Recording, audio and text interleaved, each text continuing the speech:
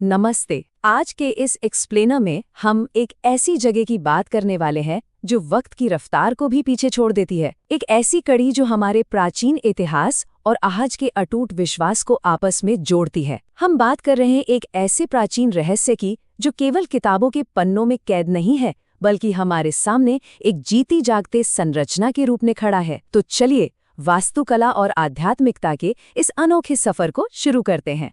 शुरुआत एक छोटी सी कल्पना से करते हैं। जरा सोचिए, एक ऐसी जगह जहां सदियों से बड़े बड़े साम्राज्यों के बनने और बिखरने के बीच भी आस्था की लौ कभी नहीं बुझी। क्या भारत में वाकई कोई ऐसी जगह, कोई ऐसा मंदिर हो सकता है जहां पिछले लगभग 1900 सालों से लगातार पूजा हो रही हो? सुनकर थोड़ा आश्चर्य होता है ना, क्योंकि इतने लंबे समय तक किसी भी प्राचीन इमारत का सिर्फ खड़ा रहना ही नहीं, बल्कि पूरी तरह से सक्रिय रहना सच में किसी चमत्कार से कम नहीं है। और उस हैरान कर देने वाले सवाल का जवाब है मां मुंडेश्वरी मंदिर। देखिए, ये मंदिर सिर्फ ईंट और पत्थर का कोई पुराना ढांचा नहीं है। यह हमारे प्राचीन भारतीय इतिहास, हमारी संस्कृति और कभी न डिगने वाली आस्था का एक साक्षात जीवित प्रमाण है। इसे दुनिया के सबसे पुराने सक्रिय हिंदू मंदिरों में गिना जाता है। इसका सीधा सा मतलब ये है कि ये कोई ऐसी जगह नहीं है जहां लोग सिर्फ पुरानी नक्काशी देखने जाते हैं, बल्कि ये एक ऐसा जागृत स्थान है जहां आज भी हर रोज मंत्रों की गूंज सुनाई देती है। आज के इस एक्सप्लेनर में हम इन 5 मुख्य बातों पर चर्चा करेंगे। पहला, कैमूर का प्राचीन रहस्य। दूसरा, देवी मुंडेश्वरी की पौराणिक कथा। तीसरा, इसके ऐतिहासिक साक्ष्य। चौथा, इसकी दुर्लभ अष्टकोणीय वास्तुकला। और आखिरी में यहाँ की बलि की एक अनूठी परंपरा। तो आइए सबसे पहले बात करते हैं कैमूर के प्राचीन रहस्य की। इस जगह की भौगोलिक स्थिति ही इसको बेहद खास बनाती है। ये मंदिर बिहार के कैमूर जिले में रामगढ़ गांव के पास कैमूर की पहाड़ियों पर स्थित है। यहाँ ध्यान देने वाली बात यह है कि ये जगह समुद्र तल से लगभग 608 फीट की ऊंचाई पर है।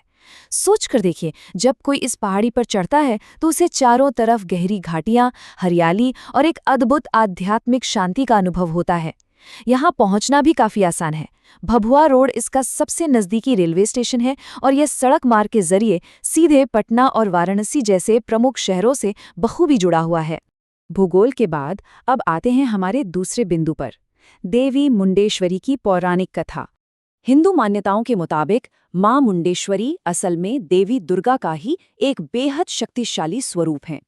ऐसा माना जाता है कि प्राचीन काल में मुंड और चंड नाम के 2 भयंकर राक्षसों का यहाँ बड़ा आतंक था। स्थानीय लोक कथाएं बताती हैं कि देवी ने इन्हीं कैमूर की पहाड़ियों पर उन दुष्ट शक्तियों का विनाश किया था। मुंड नाम के असुर का वध करने की वजह से ही देवी को मुंडेश्वरी कहा गया।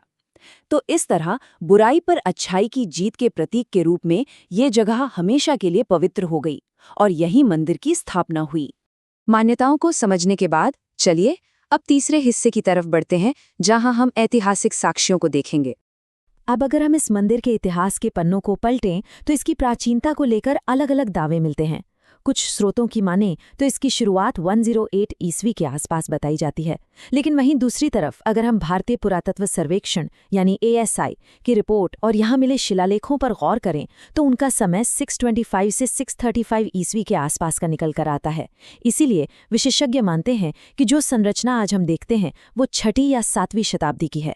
एक और दिलचस्प बात यहाँ ये है कि ASI ने इसके ऐतिहासिक महत्व को देखते हुए साल 1915 में ही इसे एक संरक्षित स्मारक घोषित कर दिया था। अब हम आते हैं इसके चौथे और शायद सबसे दिलचस्प हिस्से पर, इसकी दुर्लभ अष्टकोणीय वास्तुकला। देखिए, आमतौर पर जब हम किसी प्राचीन भारतीय मंदिर को देखते हैं तो उनका आधार मुख्य रूप से चौकोर होता है या फिर आयताकार, लेकिन मां मुंडेश्वरी मंदिर इन सब से बिल्कुल अलग है। इसका निर्माण नागर शैली में हुआ है, लेकिन इसकी सबसे बड़ी खासियत इसका डिज़ाइन है, जो कि अष्टकोणीय यानी 8 कोणों वाला है। जरा सोचिए, उस पुराने दौर में जब पत्थरों को तराश कर इतनी सटीकता से 8 कोणों का ढांचा खड़ा करना कोई आम बात नहीं थी। ये सच में अत्यंत दुर्लभ है और उस दौर के शिल्पकारों की बेजोड़ गणितीय और वास्तुशिल्प क्षमता का बहुत बड़ा सबूत है। और वास्तुकला की ये खासियत सिर्फ इसके बाहरी ढांचे तक ही सीमित नहीं है, मंदिर के अंदर का नज़ारा भी उतना ही अनोखा है। ये मंदिर मुख्य रूप से शक्ति और शिव दोनों की उपासना का एक बड़ा केंद्र है। यहाँ मां मुंडेश्वरी मुख्य देवी के रूप में विराजमान है ही, पर उनके ठीक साथ भगवान शिव का अत्यंत श्रद्धेय पंचमुखी शिवलिंग यानी 5 मुखों वाला शिवलिंग भी स्थापित है।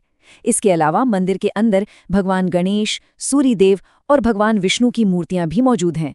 और हाँ, इसके मुख्य प्रवेश द्वार पर गंगा और यमुना की बेहद सुंदर नक्काशीदार मूर्तियां भी आपको देखने को मिलेंगी। ये सभी देवी देवताओं का एक छत के नीचे होना इसे एक अद्भुत एकीकृत आध्यात्मिक केंद्र बनाता है। और अब हम आते हैं अपनी आखिरी और सबसे हैरान करने वाले पड़ाव पर, बलि की एक अनूठी परंपरा। इस मंदिर की सबसे चर्चित और अनूठी परंपराओं में से एक है यहाँ की बिना रक्त वाली बलि। स्थानीय मान्यताओं के अनुसार इस प्रक्रिया में सबसे पहले एक जीवित बकरे को देवी के सामने लाया जाता है। उसके बाद एक प्रतीकात्मक रस्म निभाई जाती है जिसमें बिना कोई चोट पहुंचाए बकरे को कुछ पल के लिए शांत किया जाता है। अब सबसे ज्यादा ध्यान देने वाली बात यह है कि इस पूरी प्रक्रिया में एक बूंद खून भी नहीं बहाया जाता। रस्म पूरी होते ही बकरे को पूरी तरह से सुरक्षित और जीवित अवस्था में छोड़ दिया जाता है। जहां इतिहास में कई प्राचीन संस्कृतियों में रक्त की बलि एक आम प्रथा रही है, वहीं इस मंदिर की ये अहिंसक और प्रतीकात्मक परंपरा इसे वाकई अपने आप में सबसे अलग बनाती है। ये प्राचीन वास्तुकला, रहस्य और परंपराएं ये सिर्फ बीते हुए कल की बातें नहीं हैं। सोच कर देखिए, इतने सदियों के उतार चढ़ाव, विभिन्न साम्राज्यों के आक्रमण और समय के क्रूर प्रहारों के बावजूद ये जगह आज भी पूरी तरह से आबाद है। आज भी जब नवरात्रि, रामनवमी या महाशिवरात्रि जैसे प्रमुख त्योहार आते हैं तो इस मंदिर में भक्तों की भारी भीड़ उमड़ पड़ती है। ये मंदिर आज भी उसी ऊर्जा के साथ लोगों को अपनी ओर खींच रहा है जैसे शायद हजारों साल पहले खींचता होगा।